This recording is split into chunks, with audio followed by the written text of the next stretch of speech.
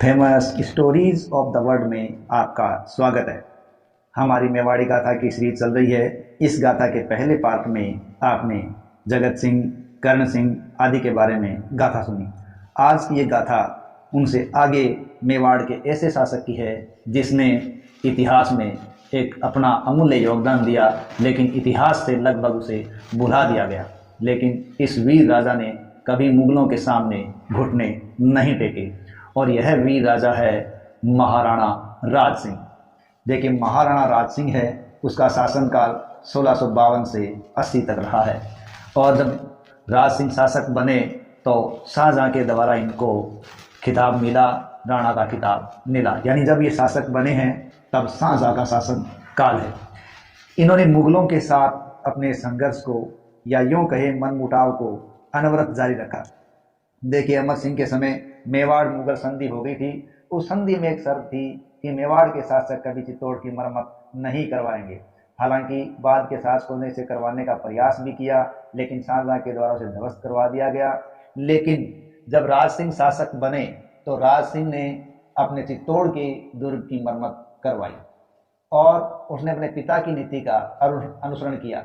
लेकिन शाहजहां को जब इस बात का पता चला तो शाहजहां ने अपने वजीर सादुल्ला खां के नेतृत्व में सेना भेजी और जो निर्माण हुआ था उस निर्माण और मरम्मत कार्य को उन्होंने ध्वस्त करवा दिया।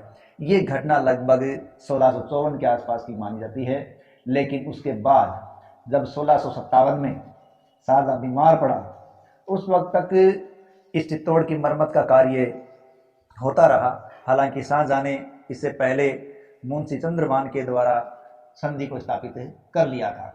इससे ये कार्य या मरम्मत का कार्य जारी रहा। 1657 में जब राजा बीमार हुआ या शाहजहां बीमार हुआ तो उसके पुत्रों के अंदर उत्तराधिकार का एक संघर्ष खड़ा हो गया। उत्तराधिकार के इस संघर्ष के अंदर शाहजहां के पुत्र ये चाहते थे कि राज सिंह उनका साथ दे। इस साथ के लिए दारा सिकोह ने सूचना भेजी किसको? राज सिंह को, कि वो उत्तराधिकार के संघर्ष में मेरा साथ दे। लेकिन दारा सिकोह को राज सिंह ने कहलवाया कि मेरे लिए सभी राजकुमार बराबर हैं। ऐसा कहकर उन्होंने अपना पल्ला झाड़ दिया और नाराज भी नहीं किया। इधर औरंगजेब ने भी राज सिंह को सूचना भेजी कि उत्तराधिकार के संघर्ष में आप मेरा साथ दें। लेकिन सीधे सीधे तौर पर तो राज सिंह ने इसके लिए मना कर दिया।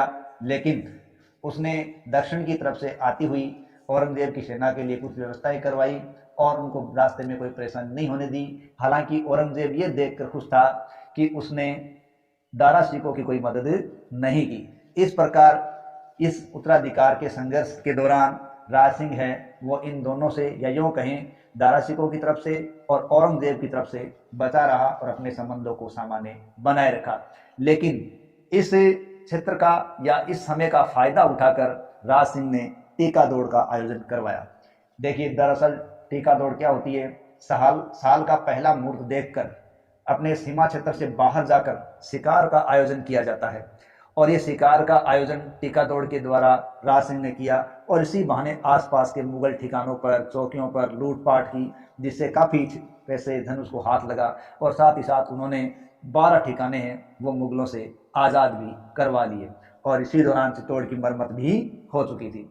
तो इस प्रकार इस उत्तराधिकार के संघर्ष का फायदा उठाते हुए राज सिंह ने अपनी सत्ता को या यूं कहें अपने वैभव को बढ़ाने का कार्य रखा। यहाँ तक सब ठीक था। लेकिन जब औरंगजेब है वो शासक बन गया 1658 में उत्तराधिकार का संघर्ष जीतकर, तो औरंगजेब के संबंध जब इनसे ठीक ठाक रहे तो औरंगजेब ने राज सिंह का मनसब 5000 से बढ़ाकर 6000 कर दिया। लेकिन धीरे धीरे औरंगजेब की नीतियों में परिवर्तन आता चला गया और मेवाड़ के साथ उसके मनमुटाव बढ़ते चले गए। जैसे औरंगजेब ने अपनी कट्टर नीतियों के द्वारा 1668 में अपने दरबार से नाच गान संगीत को बंद करवा दिया। उसने यहाँ तक कह दिया कि संगीत है उसको इतना नीचे दफना दो कहीं वापस बाहर निकल कर न आ सके। इसी प्रकार जब 1669 के अंदर उन्होंने मंदिरों को तोड़वाना शुरू किया तब भी एक नया संकट खड़ा हो गया था। देखिए, कांकरोली के अंदर द्वारकाधीश का मंदिर राज सिंह की देन है, क्योंकि जब औरंगजेब ने मंदिरों को तोड़वाना शुरू किया उस वक्त मूर्तियों को लेकर भागे हुए लोग शरण की तलाश कर रहे थे। जब उनको कहीं शरण नहीं मिल रही थी तो उनके सामने संकट खड़ा हो गया था। लेकिन ऐसी स्थिति के अंदर राज सिंह है वो सामने आए और उन्होंने श्रीनाथ जी की मूर्ति है वो नाथ द्वारा के अंदर स्थापित करवाई। देखिए, श्रीनाथ जी की मूर्ति स्थापित करवाने के कारण ही राजसमंद का एक क्षेत्र है वो नाथ द्वारा कहलाया, यानी यहाँ उन्होंने श्रीनाथ संप्रदाय के लोगों को शरण दी। इसी प्रकार द्वारकाधीश की मूर्ति कांकरोली के अंदर स्थापित करवाई। ये दोनों ही क्षेत्र राजसमंद में, कुल मिला के ये बातें हैं वो औरंगजेब को चैलेंज करने वाली थी। इसके अलावा जब 1678 के अंदर जसवंत सिंह जो मारवाड़ के शासक थे उनकी मृत्यु हो गई तो औरंगजेब ने मारवाड़ को खालसा घोषित कर दिया। लेकिन बाद में औरंगजेब की गर्भवती रानी ने जब अजीत सिंह को जन्म दिया तो औरंगजेब ने उनको मारने का प्रयास किया, लेकिन कालांतर में राज सिंह के द्वारा अजीत सिंह को भी संरक्षण दिया गया था और यह भी औरंगजेब के लिए एक चैलेंज वाली बात थी। इसके अलावा जब औरंगजेब ने 2 अप्रैल 1679 को जजिया कर पुनः लगा दिया तब भी बात बिगड़ गई। देखिए, जजिया कर मुगल शासक अकबर के द्वारा समाप्त किया जा चुका था जिसे औरंगजेब ने वापस लगाया और काफी लोगों को नाराज कर दिया। इस नाराजगी के अंदर राज सिंह ने मुगलों को यह कह दिया था कि मेरे क्षेत्र से किसी को कोई जजिया नहीं दिया जाएगा और कोई मुगल अधिकारी यहाँ जजिया वसूल करने का प्रयास भी न करे। और ऐसा ही माना जाता है कि शिवाजी ने भी इस प्रकार जजिया कर वसूलने से या यूं कहे अपने क्षेत्र में जजिया कर देने से मना कर दिया था। इस प्रकार ये सीधी सीधी बातें मुगलों से संघर्ष वाली थी, यानी मुगलों के सामने राज सिंह किसी भी हालात में झुकने के लिए तैयार नहीं था। इसके अलावा एक और घटना घटती है चारुमती की। देखिए, किशनगढ़ के शासक थे मान सिंह, तो मान सिंह ने अपनी बहिन चारुमती का विवाह है वो किसके साथ तय कर रखा था? औरंगजेब के साथ विचाराधीन कर रखा था। लेकिन चारुमती है वो औरंगजेब से विवाह नहीं करना चाहती थी, इसलिए उसने पत्र लिखकर राज सिंह से विवाह की बात कही और राज सिंह ने औरंगजेब के खिलाफ जाकर चारुमती से विवाह किया। ये भी औरंगजेब के लिए एक शर्मिंदगी की या कहे उसको चैलेंज करने वाली बात थी। कुल मिला के राज सिंह एक से एक ऐसे कार्य कर रहे थे जिससे मेवाड़ की सुरवीरता बढ़ती जा रही थी, वैभव बढ़ता जा रहा था और औरंगजेब को धीरे धीरे चैलेंज देता जा रहा था। राज सिंह का ही एक हड़ा सेनापति था जो अपनी पत्नी के रूप में काफी विख्यात हुआ है। जो कहें युद्ध में जाते समय जब उसने अपनी पत्नी से निशानी मांगी तो उसने शीश काट के दिया था। ऐसे वीर सेना नायक किसको मिले थे? राज सिंह को। इस कथा को हम आगे वाले पार्ट में देखेंगे। तो इस प्रकार राज सिंह स्वयं भी बहादुर थे, वीर थे और किसी भी हालत में झुकने के लिए तैयार नहीं थे। इसके अलावा राज सिंह के पुत्र भीम सिंह ने भी गुजरात के आसपास के क्षेत्रों को जीतकर अपनी विजय पताका को आगे फैलाया था।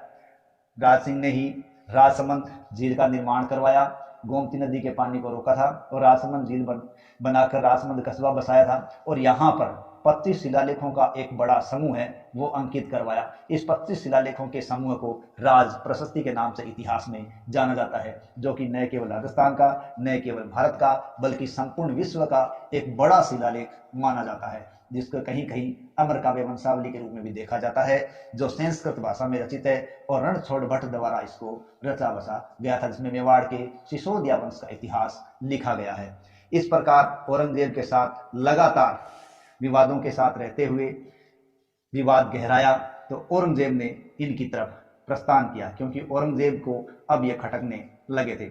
1679 दिसंबर के महीने में उदयपुर की तरफ औरंगजेब जब रवाना हुआ तो राज सिंह भी मुगल आक्रमण के प्रति सचेत था और उसने अपने सामंतों से मंत्रणा की और देवारी की नाल और नाई नाल पर उन्होंने मोर्चाबंदी कर रखी थी। मुगल सेना का यहाँ जनवरी में आक्रमण हुआ, लेकिन उससे पहले ही राज सिंह है वो अपने सरदारों की बातों के साथ वो पहाड़ों की ओर पलायन कर चुके थे। सम्राट मुगल जब उदयपुर पहुंचा तो उसने जगदीश मंदिर को ध्वस्त किया, आसानी से उदयपुर पर अधिकार भी कर लिया।